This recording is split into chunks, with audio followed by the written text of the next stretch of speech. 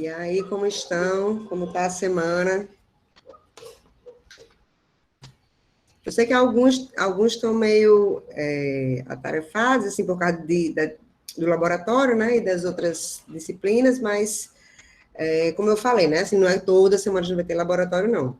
Vão ser 5, né, e a gente está no segundo. Coincidiu de emendar aí o primeiro com o segundo por causa do calendário, mas, né, a partir das próximas vai ficar mais tranquilo em relação ao laboratório, né. Alguém tem alguma dúvida, alguma pergunta que queira fazer sobre o laboratório? Lembrando que é para entregar na sexta-feira, né? Até às 19 horas.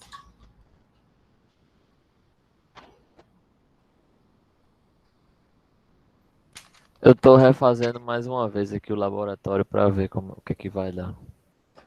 Porque estava dando errado, era? Tava, sei lá, toda vida que eu fazia eu achava um resultado diferente. Aí eu vou fazer agora aqui de novo com cabeça fria, ver se dá certo.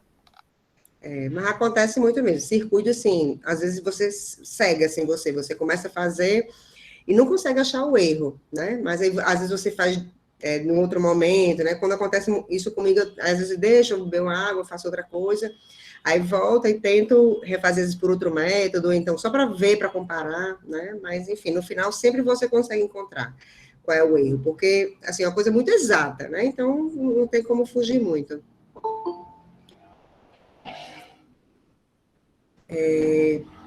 19 horas de amanhã, hoje é quinta, exatamente, dia 25, sexta-feira. Sempre as entregas dos laboratórios vão ser às sextas-feiras, às 19 horas, e sempre eu vou divulgar no máximo uma semana antes, né? Vocês teriam uma semana aí para poder preparar e entregar, né? Lembrem do vídeo, então não deixe para fazer em cima da hora, né? Para tentar subir isso em cima da hora, porque pode ter algum problema de internet, alguma coisa desse tipo, né? Como tem a gravação do vídeo, tem que se organizar para fazer antes, né? Já venho falando isso com vocês, tá bom? Se alguém quiser falar alguma coisa, pode abrir o microfone para falar, tá? Eu vou projetando aqui o roteiro, tá? Sim, professor, o meu ontem deu certo. Eu tive que sair porque eu tinha uma reunião do atendimento, mas Não, tudo bem. deu certo Ai, ontem. que O bom. resultado ficou diferente um pouquinho de umas casas decimal, mas tipo, ficou igual o Ficou do Luiz. pertinho, né? Ficou bem Então, pertinho.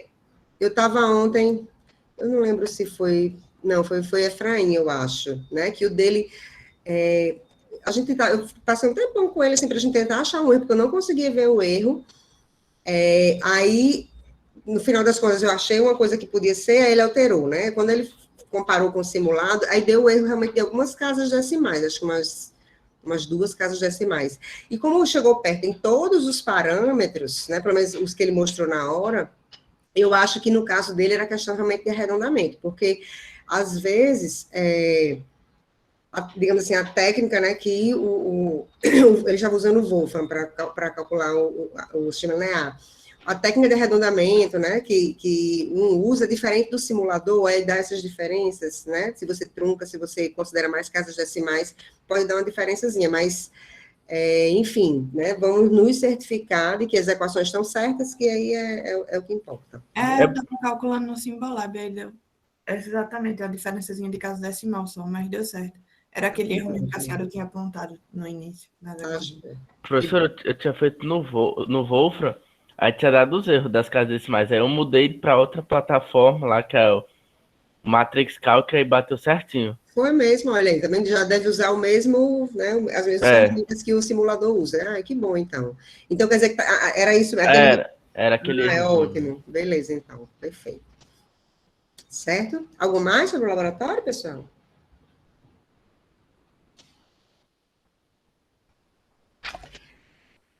Bom, eu não vou ver o chat agora porque eu estou no roteiro. Professor, Pode vai falar. ter algum horário aí para ver essas questões de laboratório novamente, daqui para amanhã às 19? Não, porque os meus horários de atendimento é segunda e quarta, né? E, na verdade, assim, porque hoje amanhã nem tenho horário para fazer isso. Porque tem muita coisa para fazer. Mas, se tiver qualquer dúvida, coloque no fórum que eu dou uma olhada. No fórum eu sempre olho, né? Tá bom, obrigado. Viu? Nada. Indo aqui, né, no roteiro. Bom, a gente tem visto aí alguns métodos de análise de circuitos, né, a gente viu análise de malhas, análise nodal, os teoremas de Thevenin e de Norton, né, e o último que a gente vai ver é o teorema da superposição, tá? O teorema da superposição, ele é baseado numa característica de linearidade do circuito elétrico, tá? Então, o que vai acontecer? Em um circuito com várias fontes independentes, tá? Assim, eu não devo considerar as fontes dependentes, né? Depois eu comento um pouquinho sobre elas, né? Mas vamos supor que em um circuito, né, que eu tenha, sei lá, 10 fontes independentes, né, eu tenho como calcular separadamente a influência de cada uma delas, né, em qualquer parâmetro que eu queira analisar, né? É como se, por exemplo, eu vou fazer, deixa eu ver como é que eu, pronto, eu vou fazer um drink, né? Aí vamos supor que eu boto água, boto vodka, boto açúcar. É como se cada fonte influenciasse um pouquinho no volume do drink, né? Então, por exemplo, eu tenho um circuito com... Vou botar só fonte de tensão, mas claro que fonte de corrente também está incluída, né? Eu tenho 4 fontes de tensão. Aí eu vou calcular, vamos supor uma determinada tensão, uma tensão Vx. Aí eu vou pegar essa fonte 1, né? Quanto da tensão Vx que é gerada por causa dela. Aí eu consigo analisar separadamente a influência de cada uma das fontes naquele parâmetro. Pode ser, inclusive, que nem todas somem, né, aquela tensão. Pode ser que essa daqui gere uma polaridade e a segunda gere uma polaridade contrária, né? Então, ou seja, no final, uma diminui da outra aquela influência, tá? Então, pode acontecer isso também. Mas, basicamente, né, eu posso fazer isso por causa da característica de linearidade do circuito elétrico, certo? Então, eu consigo identificar, né, a influência de cada uma delas em um determinado parâmetro separadamente, tá? Então, basicamente, essa é a ideia do teorema da superposição. Depois eu falo da fonte dependente. Aí eu coloquei um vídeo aqui explicando essa teoria, e coloquei 2 exemplos, tá? O primeiro exemplo não tem fonte dependente e o segundo tem uma fonte dependente. Qual seria a diferença na resolução desses 2 circuitos? Né? Porque qual é o procedimento para resolver um circuito, analisar um circuito, considerando o teorema da superposição? Então, como eu quero considerar a influência de cada fonte separadamente, né, e no final das contas eu somo a influência de todas e vou ter o valor real do parâmetro final, eu vou considerar a primeira fonte e eu vou ter de zerar as demais fontes independentes, né? Então, se for fonte de tensão, a gente vai curto-circuitar, se for fonte de corrente, a gente vai abrir, né? Então, a gente vai zerar as demais. Agora, lembra o que eu falei quando a gente estava vendo Thevenin, que a gente nunca zera fonte dependente, independente do método, tá? Então, seja lá para achar a resistência de Thevenin, ou seja aqui para encontrar os parâmetros separados, né, por superposição, eu não posso zerar a fonte dependente. Então, como é que eu vou resolver, sabe, a influência de uma fonte se eu não posso zerar as fontes dependentes? Você vai calcular da mesma forma. Só que vai dar um pouquinho mais de trabalho, né? Porque eu não consigo zerar aquela fonte, mas, de qualquer forma, eu consigo analisar a influência de cada fonte independente, né? Eu zero as demais fontes independentes, né? E mantenho sempre as que forem dependentes. As fontes controladas, elas não podem sair do circuito, digamos assim, porque aí eu mudo o circuito, é como se aquele circuito fosse um outro, né? Então, se eu quero analisar aquele circuito, ela não pode ser zerada. Então, eu vou ter de resolver a influência daquela fonte, zerando as demais independentes, mas mantendo as fontes dependentes, né? Aí, de novo, assim, isso realmente aumenta um pouquinho o trabalho para a resolução, mas a gente consegue chegar no valor da influência daquela fonte no circuito, certo? Em relação à teoria, né, o que eu falei no vídeo, ou ao do vídeo dos exemplos, alguém tem alguma pergunta, alguma dúvida sobre o conteúdo? Da teoria, alguém tem alguma pergunta, alguma colocação?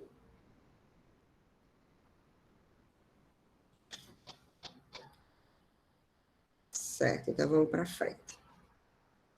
Bom, eu coloquei, né, como de costume, um textinho para vocês, né, darem uma lida, se achar melhor, com mais calma, para entender um pouquinho melhor o assunto. né? E coloquei alguns exercícios, né? Alguns exercícios aqui, eles estão presentes em todos os roteiros, né? Para que seja possível vocês compararem um método com o outro, né? Vocês já vão saber qual é a resposta, já conhecem alguns parâmetros desse circuito, facilita na hora da gente comparar e realmente pensar nos métodos, né? Para direcionar qual método usar em cada circuito. Bom, nesse primeiro exercício aqui, por teorema da superposição, né, eu quero a mesma coisa, achar as correntes 1, 2 e 3. Então, o que eu faria aqui? Eu vou ter de considerar, eu tenho duas fontes independentes, então o que eu quero fazer é calcular, por exemplo, a corrente 1 primeiro, né? Eu vou pegar a corrente 1 e vou calcular a influência da fonte de 12 volts, por exemplo, na corrente 1. Eu vou zerar, né, essa fonte de tensão de 10 volts e vou calcular essa influência da fonte de 12 volts na corrente 1. Depois, eu zero a fonte de 12 e mantenho a de 10, né? Então, eu considero cada fonte separadamente, zerando todas as outras independentes. Então, com isso, eu vou ter as parcelas, né? A quantidade de parcelas vai ser a quantidade de fontes independentes. Como nesse circuito tenho duas, eu vou ter duas parcelas. A parcela de 1 devido à fonte de 12 volts e a parcela de 1 devido à fonte de 10 volts. Então, quem vai ser o valor de 1 total? A soma das duas. Tá? Considerando os sinais. Se uma das duas gera uma corrente no outro sentido, ela vai entrar negativo, né? Então, eu tenho que considerar os sinais. Alguém teve alguma dificuldade em resolver esse exercício 1?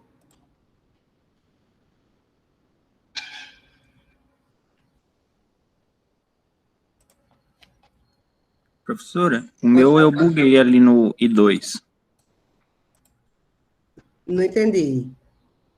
Quando eu fui fazer o I2, eu talvez tenha errado o cálculo, porque a corrente mudou o sentido, mas o meu, ele deu errado o valor. Deu certo para o I1, para o I3, mas no I2 eu devo ter bugado em alguma coisa. Certo. Vamos lá, aqui. O que a gente vai precisar fazer? Vamos pensar na fonte de 10 volts primeiro, vou considerar a influência dela, certo? Então, eu vou zerar a de 12, ou seja, a minha corrente 1... a minha corrente 2, né, para encontrar ela, eu vou precisar fazer o quê? O ideal aqui, eu tenho algumas formas de fazer. Você usou algum método de análise de malha, ou só fez simplificação no circuito? Como é que você fez? Você lembra? Eu considerei como se a fonte de 12 volts estivesse em curto e usei análise de malhas. Sim, você fez por análise de malha, certo. Aí você achou... porque assim, I2, você tem que considerar ela tendo esse sentido aí, tá certo? Para baixo, certo? Aí, considerando a fonte de 10 volts, você achou I2 que valor, você lembra? Era alguma coisa, 6, alguma coisa que eu tinha achado. Positivo. Isso. Certo, deu positivo. E considerando a fonte de 12 volts, ela deu positivo ou negativo?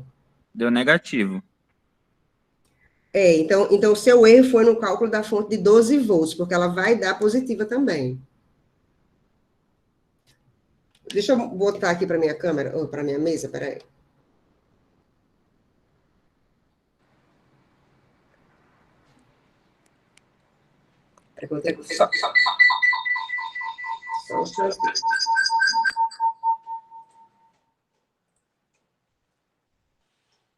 Estão vendo a mesa?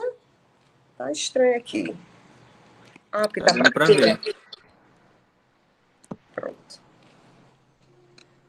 Pronto, vou considerar o contrário aqui. Estava botando a de 10, mas pelo que você falou, eu acho que o erro está na de 12. Aí, curto-circuito é de 10, né? Porque, olha só, se a fonte de 12 volts, ela tem esse sentido, né, essa polaridade, ela vai gerar uma corrente aqui para cima, certo? Então, essa corrente, quando chegar nesse nó aqui, ela vai se dividir, uma parte para cá e uma parte para cá. Então, ela vai ser positiva, porque a marcação de 2 está justamente aqui para baixo, entendeu? É sempre bom a gente tentar fazer essa análise, assim, quando está resolvendo o circuito, para ter uma ideia do que o que a gente encontrou tem sentido ou não, se está correto ou não. Nesse caso aqui, aqui tem 4 ohms, né? Deixa eu só ver aqui rapidinho. 6 ohms e aqui 2 ohms. Eu tenho mais de uma forma de fazer, né? Eu quero achar essa corrente de 2 aqui, certo? Eu posso fazer por malha, posso fazer por... simplificando aqui. Pode falar. Não, é só para dizer que está faltando a fonte de tensão aqui em cima. Não sei se você percebeu. Não, mas é porque ele acertou, eu acho que ele, pelo menos no sentido, ele acertou a influência dessa fonte. Eu estou calculando só a influência da fonte de 12 volts. Ah, tá, tudo bem. Certo? É só uma parcela de I2, né? Sim. Aí aqui não seria I2, eu vou chamar aqui de I2, duas linhas, tá? Porque é a influência da fonte de 12 volts. Você pode usar por nodal, por malha, né? Tem mais de uma forma de fazer aqui, né? Deixa eu ver por nodal, acho que fica mais rápido aqui. Aliás, como a gente está vendo os métodos, eu vou usar o divisor de corrente. Então, para isso, o que eu vou fazer? Se eu for simplificar isso aqui, eu vou achar essa corrente I, que está passando aqui na fonte, e vou usar o divisor de corrente, porque essa corrente I é a corrente que chega nesse nó, né? Aí eu vou usar a equação do divisor de corrente para calcular o I2. Para isso, eu vou ter de simplificar o circuito todo, né? O paralelo aqui de 6 com 2 vai ficar 6 vezes 2, 12 por 8, né? 12 por 8 mais 4. Isso aqui vai ser o resistor equivalente. Né? Então, aqui eu vou ficar com...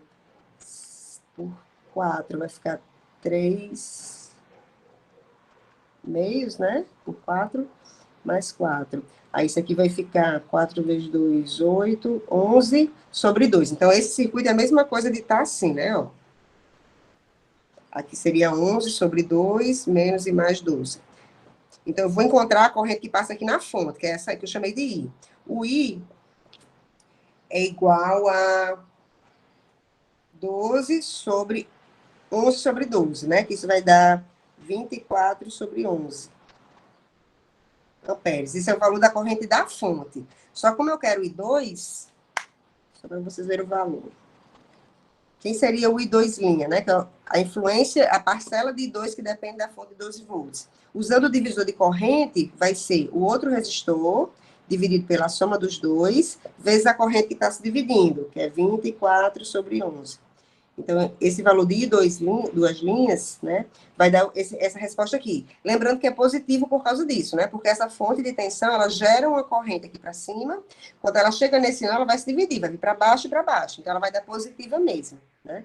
Então, resolvendo aqui, eu vou ficar com 48, aqui vai dar 88, né? Aí vocês veem aí, certo? Essa seria a parcela de I2, duas linhas. Ficou, assim, você consegue ver onde errou, Leonardo, para ter dado negativo? Eu acho que foi alguma coisa na conta. Alguma Pode coisa ser. na conta. E como você Mas fez por realmente o malha, sentido, eu acho que eu também me confundi nisso daí, porque a anotação que eu usei, eu tentei fazer rápido, eu acho que eu acabei usando do outro sentido, sabe? entendi. Então pode ter sido isso mesmo, porque você tem que ver como você fez por malha, as correntes passando aqui vão ser duas, se você botou uma malha aqui, uma aqui, né? De repente você somou contrário, né? Veja direitinho aí, porque dá esse valor aqui, ó, 44 sobre 88 amperes, né? Isso é a parcela de I2 devido à fonte de 12 volts. Aí vocês vão fazer o mesmo procedimento agora, considerando a outra fonte, né? A de 10 volts, né? E ver qual é essa influência aí, né? O contrário aqui. Aí, quando você tiver a influência de 10 e a influência de 12, você vai somar as duas, considerando os sinais, né? Aí você vai ter o valor real de I2, né? Isso né, assim que funciona o método do teorema da superposição. Você vai calculando cada parcela separada, certo? E depois, no final, você soma tudo, né? Incluindo as polaridades, para ter o valor do parâmetro final. Certo? E aí, ficou claro algo mais nessa questão? Alguma dúvida? Ficou claro. Obrigado, professor. Nada. Professora, por que a gente usou, no caso, o resistor de 2 e não de 4? O de 4 é porque passa a corrente I? Eu usei todos, na verdade. Para achar o equivalente, eu precisei usar todos. Sim, mas no caso, para calcular o I2, duas linhas, que Não, fica 2 ó, lá na aula 2 ou 3, tem um vídeo falando sobre o divisor de corrente e o divisor de tensão. Isso é uma regra do divisor de corrente, né? Porque se eu conheço a corrente que chega nesse nó, eu fiz tudo para saber justamente a corrente da fonte, que é a corrente que chega nesse nó. Quando eu conheço essa corrente que chega nesse nó, se eu quero, por exemplo, a corrente nesse ramo, vai ser o outro resistor, dividido pela soma dos dois, vezes a corrente que chega no nó.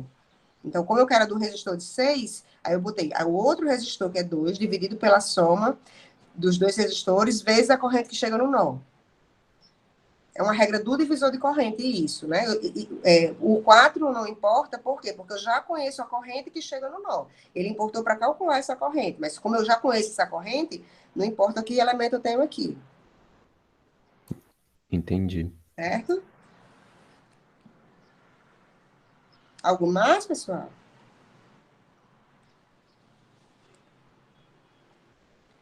Eu costumo usar bastante os divisores de tensão e de corrente, porque é um jeito rápido, assim, de você resolver alguns circuitos específicos, né? Que são circuitos que a gente sempre se depara, né, ao longo da resolução. Então, né, ajuda um pouco. Mas, assim, não quer dizer que, eu não lembro da regra. Eu não vou conseguir resolver? Não, consegue, né?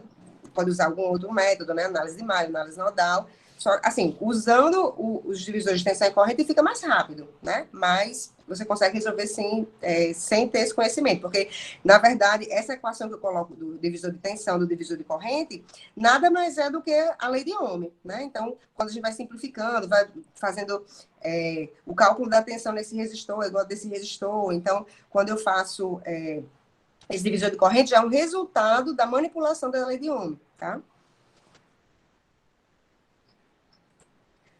Bom, eu coloquei mais algumas questões aqui, né? Essa também vocês já resolveram por outros métodos, né? Questão 2, essa questão 3 também, né? Aquela do VX, acho que foram só essas, né?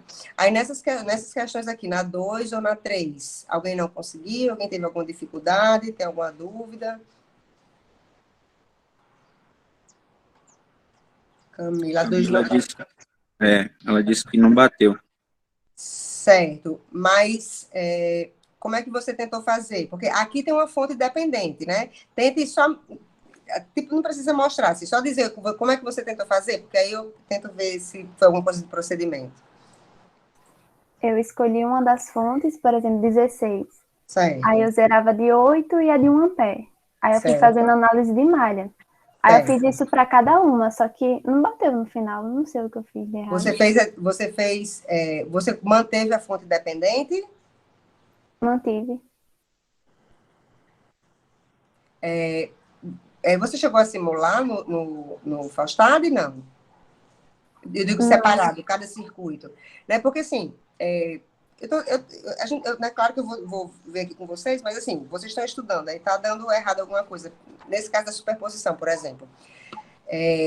Porque é mais difícil você ver onde errou, porque tem nesse circuito aí, por exemplo, tem 3 parcelas, né? A da fonte de 16, a da fonte de 8 e a da fonte de 1. Aí, se eu simular separado, eu até posso montar o circuito todo no Faustad, né? E eu zerar mesmo, né? Eu dou um duplo clique lá na fonte, né? E boto 0, né? Para não ter que ficar redesenhando, né? Normalmente é assim que eu faço. Aí você consegue ver a influência de cada um para você ver se você errou tudo, se você errou só uma parcela, né? Porque aí você consegue identificar que parcela você errou, certo? Eu posso fazer uma delas, Camila. Qual fonte você acha melhor? Qual você teve mais dificuldade? Pode ser essa de 16. 16? Tá, vou desenhar aqui. Porque você já vê se bateu essa, se foi alguma coisa de procedimento, né?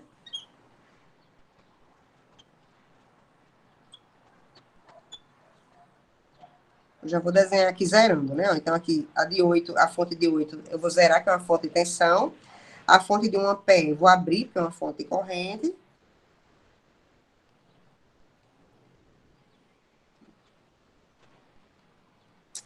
Desenhado mais em cima para eu...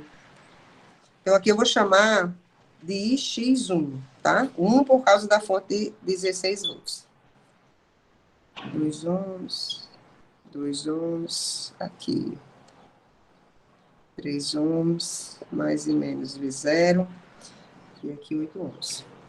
Aí aqui eu posso usar qualquer método de análise, certo? Bom, aqui eu posso fazer uma simplificação.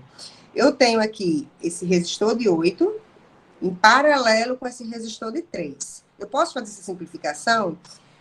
Pode, só que nesse caso aqui tem um porém. Por quê? Porque essa fonte de tensão, né, depende de X. E quem é X? É justamente a corrente no resistor de 8. O resistor de 8 está em paralelo com o de 3, né? Se eu fizer essa simplificação, V0 continua o mesmo, né? Porque V0 é a tensão em cima do resistor de 3, V0 é a tensão em cima do resistor de 8, e V0 é a tensão em cima do equivalente, né? Do paralelo dos dois também. Então, para V0, ok. Só que se eu fizer o equivalente, o de 8 com o de 3, eu vou perder a informação de X, que é a informação que eu quero, tá? Isso quer dizer que eu não posso simplificar? Não necessariamente, né? Eu posso...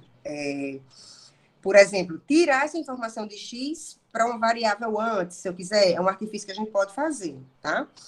Eu não sei se eu complico a cabeça de vocês se eu fizer isso, mas eu vou deixar para um outro momento fazer esse tipo de coisa, tá? Mas eu poderia, sim, simplificar se eu escrevesse, por exemplo, botasse uma nova variável aqui, chamasse de I, e escrevesse esse I em função de X, né? É uma possibilidade, né? Mas eu vou manter aqui, vou ver se eu consigo simplificar mais alguma coisa. Aqui é uma fonte de tensão. Se fosse uma fonte de corrente, eu conseguiria eliminar uma malha, porque eu podia fazer o equivalente de fonte. Porque uma fonte de corrente em paralelo com o resistor, eu consigo transformar numa fonte de tensão em série com o resistor. Mas como aqui é uma fonte de tensão, eu não consigo fazer essa simplificação, tá? Mas, enfim, eu vou manter do jeito que está aqui mesmo e vou fazer a análise. Você fez, Camila, usando que método? Pode falar. Tá faltando resistor aí de 6 ohms. Ah, é verdade. Eu que errei aqui. Verdade. Pronto. Esse daqui, essa simplificação realmente eu posso fazer, né? Porque esses dois resistores estão em série e eu simplificando os dois, eu não vou perder nenhuma informação. Então, já vou fazer essa simplificação, tá? Então, o de 6 com o de 8, quando eu somar os dois estão em série, né? Vai me dar 14. Então, eu vou tirar um daqui e esse daqui passa a ser 14, tá?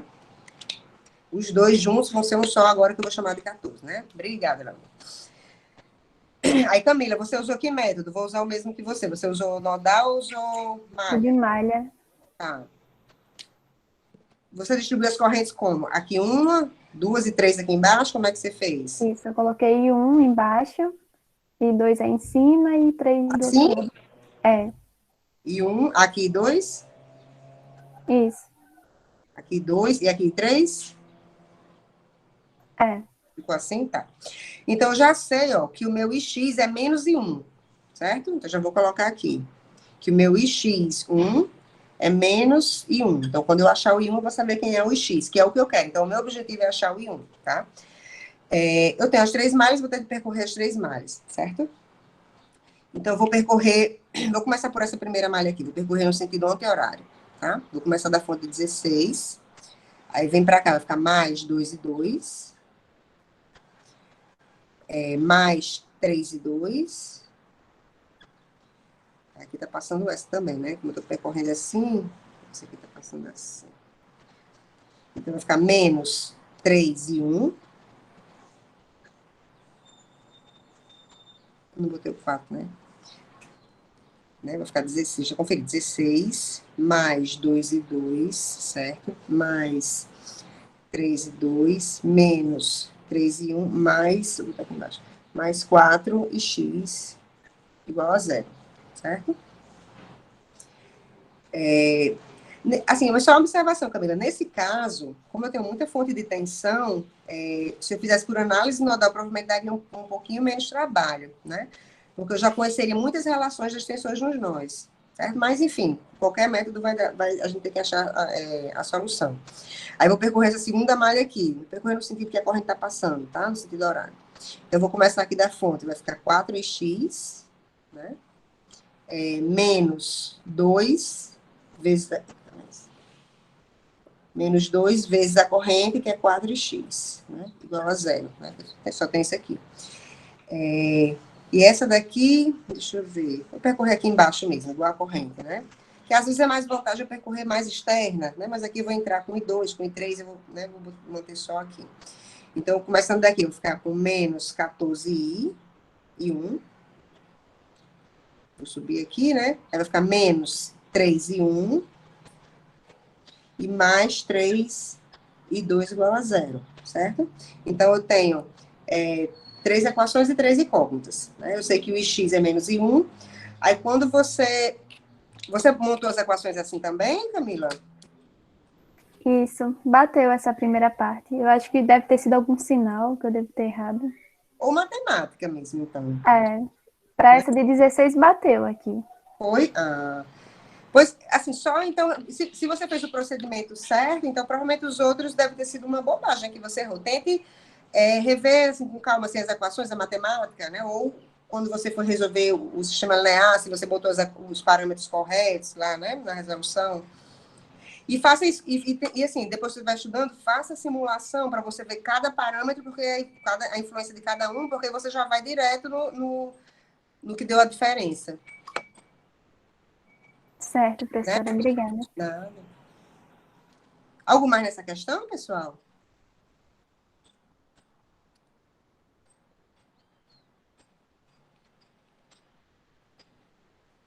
Ou nessa questão, ou então na outra, na 2 ou na 3? Alguém tem alguma pergunta, alguma dúvida?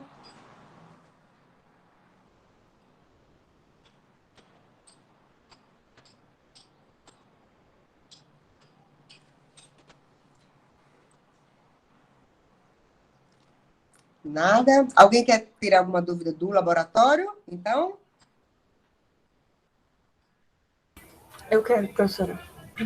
Pode falar, Jussiane. Quando a gente vai simular lá no Fausted, naquele primeiro passo para tirar o resistor, né, que a gente quer achar, a tensão em cima. Peraí, calma. Isso, você está falando do laboratório, né? Isso. Qual o seu método? O meu é o TVNAM. Sim, certo. Aí a gente quer encontrar a tensão em cima daquele de 2 ohms que a senhora colocou no ou a tensão ou a corrente, né? Porque eu quero a potência, na verdade. Isso, certo. Aí, quando eu vou simular no Fausted, os resultados têm que ser com esse resistor conectado ou com ele desconectado? Depende do que você for comparar. Se você quiser achar tensão de TVNAM no Faustad, você vai ter de comparar com ele sem o resistor. Se você já quer comparar o resultado final da potência, tem que estar com o resistor. Ah, tá certo, então. Certo? Tá. E aí, pessoal, algo mais? Hoje a presença também vai ser com uma questãozinha, tá? Do multiprova. É bem simples mesmo esse circuito, mas para para vocês verem, né, quem entendeu o método e quem não entendeu, porque vocês estão vendo que esses exemplos que eu estou colocando para a presença, realmente eles são muito simples. Né, eu já coloquei a lista, né, algum tempo atrás no CIA, então ali já tem circuitos mais elaborados, porque vocês vão ter mais tempo para resolver também, né? Né? Mas a gente tem que começar realmente dos mais simples. Então, por isso eu sempre coloco um simples, que é só para a gente realmente ver se a ideia do método, né, ficou claro, tá? Professora? Pode falar. Eu tenho uma dúvida sobre o laboratório. Tipo, porque meu método é pelo TVNAM, certo? Só que eu acho que onde eu estou errando, eu acredito que seja na resistência. Aí, quando tem uma fonte dependente, a gente tem que, tipo, calcular a tensão de TVNAM, calcular a corrente de TVNAM para conseguir encontrar a resistência ou não? Isso, exatamente. Exatamente. Ah, então é isso que eu estou errando. Esse caso é o exemplo que está lá no vídeo do laboratório, do roteiro da aula sobre TVNAM. Né? Porque aí eu mostro justamente, porque você não pode zerar a fonte dependente. Então, como é que você vai calcular uma resistência equivalente com a fonte dependente no meio, né?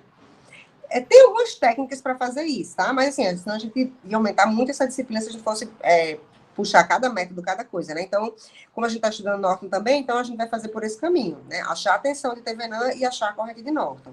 Porque da conversão de fontes, né?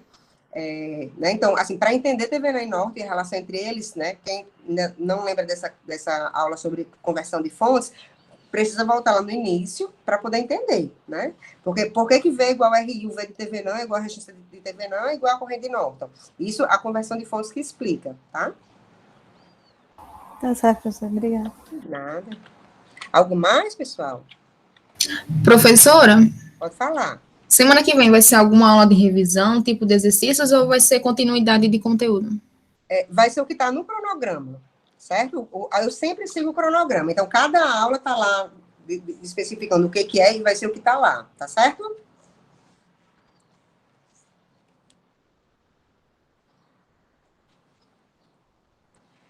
E muito provavelmente, assim, os monitores, eles já estão definidos, a seleção já foi divulgada,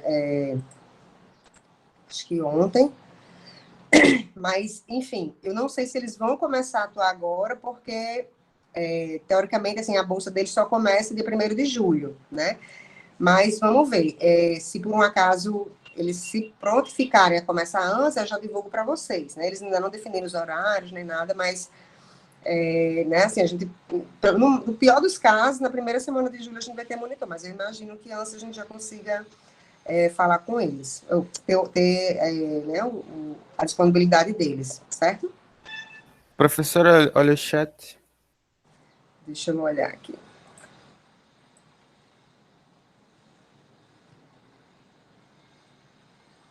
Deixa eu voltar lá no início, que tem muita coisa que eu não vi. Professora, isso aqui eu já vi. Como fazia aquela resistência do mini-teste da aula passada. Pronto, boa, Camila. Vamos comentar, então. Abro já, tá? Peraí. Depois confirmo se a prova é na sexta-feira. Não, sexta-feira. Não, Gabriel. As provas vão ser sempre nos horários das aulas. Tem alguma coisa em algum lugar... Se em algum lugar estiver dizendo que é dia 2, está errado. Se for sexta-feira, né? Veja direitinho no cronograma e me diga se tiver... Ou então depois eu posso dar uma olhada, né? O Fernando botou aqui, dia 1º. É o que está no cronograma, a gente vai seguir. A única coisa do cronograma que tem algum erro é o laboratório 3, né? Que eu ainda vou confirmar se vai ser na segunda unidade ou se vai ser na terceira, tá? Laboratório 3 não, laboratório 4. Enfim, os laboratórios da segunda e terceira unidade, eu lembro que tem alguma coisa que não bateu lá, né, no cronograma, mas é só a questão dos laboratórios, mas assim, quando eu corrigir, eu já atualizo no CIGAR, já indico lá que ele foi alterado, tá? Pronto, Fernando. Se no cronograma tá lá dia 1 de julho, a prova é dia 1 de julho.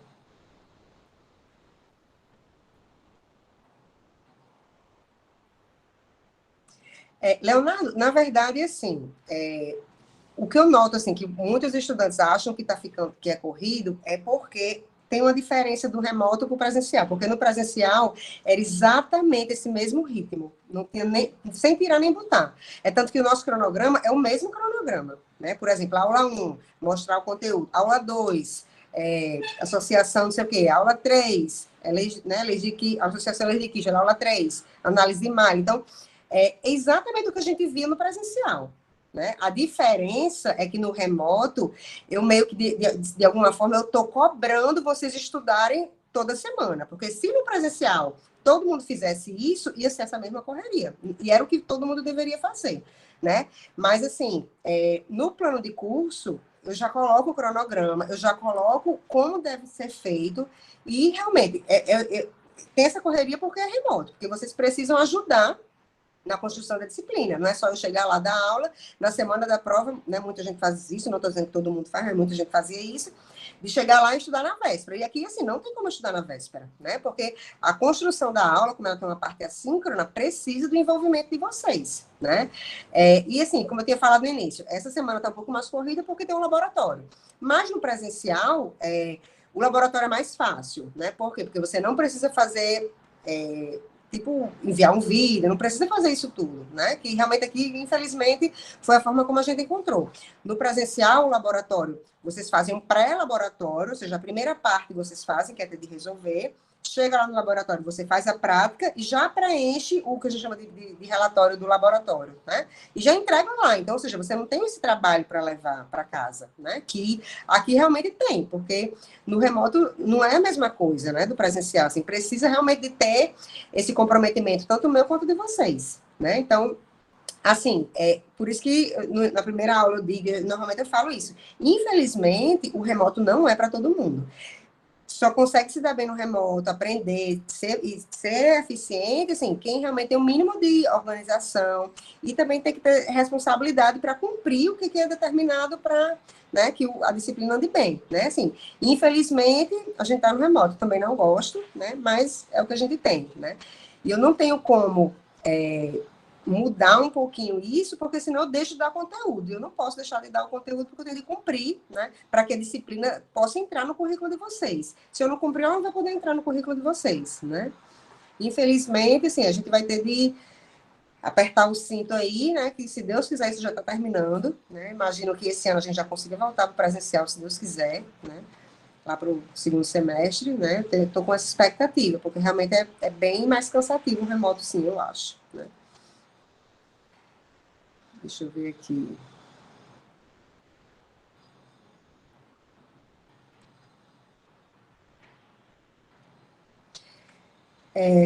Cristiane, na verdade, assim, é porque eu não quero incluir os sábados nas atividades, né? Por isso que eu não coloco para sexta. Mas, assim, quem trabalha vai ter um fim de semana para fazer, se optar por fazer no fim de semana, que é sábado e domingo, né? Porque lembre que eu sempre libero na sexta. Então, você pode fazer nesse fim de semana. Se você quer fazer no fim de semana, você pode fazer no sábado e no domingo e já até enviar. Porque na sexta-feira, quando eu boto no Cigarro roteiro, eu já disponibilizo o link. Então, se você quiser botar no mesmo dia, você já consegue enviar no mesmo dia, tá certo?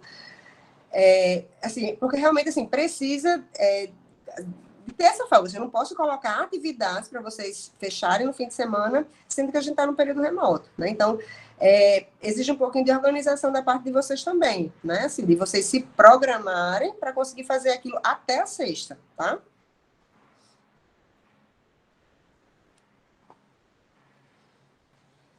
José, eu tenho esperança que volte, mas enfim, né? Vamos ver aí se vai dar certo, certo?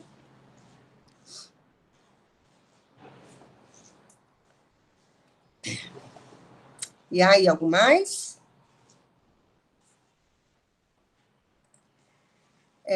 O testezinho lá no multiprova, eu tinha botado 9h50, mas eu vou mudar para 9h45 aqui.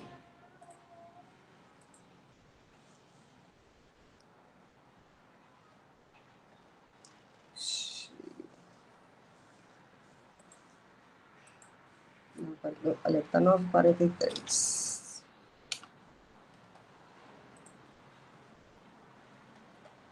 Deixa eu salvar.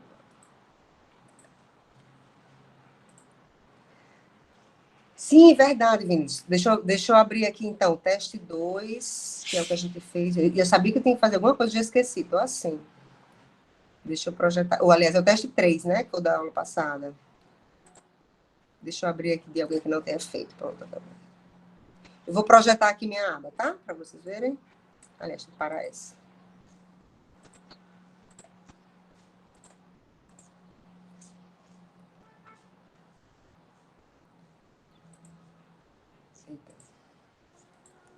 Estão vendo, né?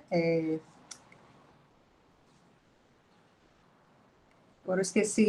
Qual era a mesma pergunta sobre essa questão? Que alguém tem botado no chat e já perdi, tá? Foi lá atrás. Né? O resistor equivalente, professora, porque tá dizendo, é como se fosse só o R1, só que eu não entendi por quê. Certo, vamos ver.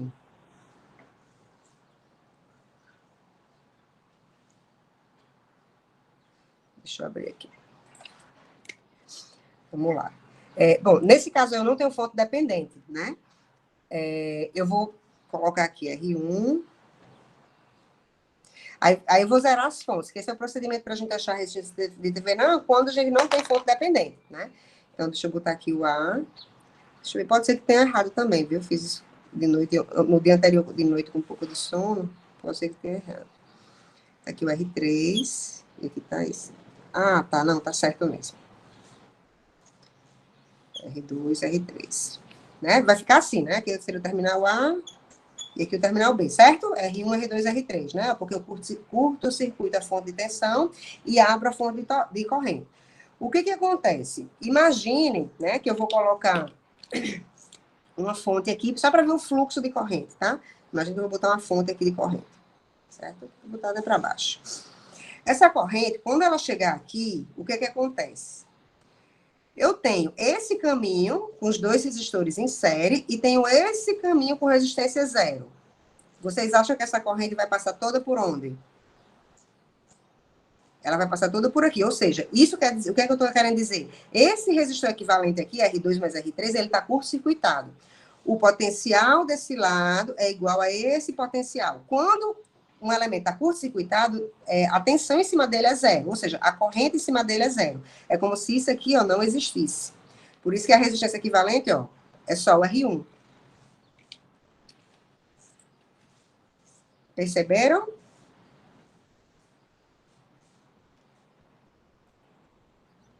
E também... Pode falar, pode falar. Tá, só em relação a essa corrente, posso explicar novamente? Ela não passa no resistor, ela passa por Porque aqui, não entendi, olha entendeu? só, né? Olha só, se eu tenho uma corrente chegando aqui, se dividindo por um nó, certo? Dois elementos aqui. I. Aqui eu vou chamar de RX, aqui é RY. O que acontece? Quando ela chega nesse nó, ela vai se dividir proporcionalmente, depende dos valores dos resistores, né? Porque os dois estão sobre a mesma tensão, sei lá, se for V, a tensão aqui em cima, né? Eu sei que V vai ser igual RX e 1, eu vou chamar de X, RX e X, né? E V também vai ser igual RY e Y, né? Porque os dois estão sobre a mesma tensão. Ou seja, RX e X é igual RY e Y. E eu sei que essa corrente aqui, e X e Y, elas somadas vão dar I. E X mais Y é igual a I. É a partir daqui que a gente acha a expressão do divisor de corrente. A gente fazendo essa manipulação, eu escrevendo X, por exemplo, em função de I, eu teria aqui o Ix, né? Quando eu resolver isso aqui, vai dar justamente aquela coisa que eu fiz lá. Como eu quero a corrente aqui, vai ser o outro resistor, RY, sobre Rx mais Ry, vezes a corrente que está chegando no nó, que está se dividindo, vezes I, né? Eu fazendo essa manipulação aqui. Então, ó, notem que a corrente no ramo X, né, depende dos dois resistores. Da mesma forma que o Y vai ser o contrário, né? O Rx mais Ry vezes I. Se por um acaso uma dessas resistências for zero, né? Eu tenho até como ver aqui, por exemplo, se uma dessas resistências for zero, vocês vão perceber que a corrente todinha aí vai passar pelo outro lado. É como se realmente, né? Se aqui fosse uma resistência zero, isso quer dizer o quê? Que esse Rx está em curto. A corrente todinha vai passar por aqui, ó. Aqui vai ser I. Né? Matematicamente eu tenho como ver, mas assim, a ideia é o quê? Que proporcionalmente, quando eu tenho essa situação aqui, ó, né? Esse aqui tem Ry, onde eu tenho uma resistência menor, é como se fosse puxar mais corrente, né? Assim, a resistência mais baixa facilita o fluxo de corrente. Então, se Rx for menor do que Ry, eu sei que a corrente Ix vai ser maior do que a corrente em Y, né? E eu fazendo essa análise até zerar a resistência, eu vou perceber, ó, quanto menor a resistência, maior a corrente. Se a resistência é zero, ela vai passar toda a corrente por aqui. Aqui seria zero. E a mesma coisa de nem existir esse resistor. Né? A mesma coisa de ter só um fio aqui. Certo? Ficou claro? Ficou, professora. Obrigada. Algo mais nessa questão do multiprova? Ou em alguma outra questão? Toda hora eu vou perguntar da questão anterior, porque eu esqueci, na verdade. Alguém tem alguma dúvida nessa questão do multiprova ou em alguma outra do multiprova?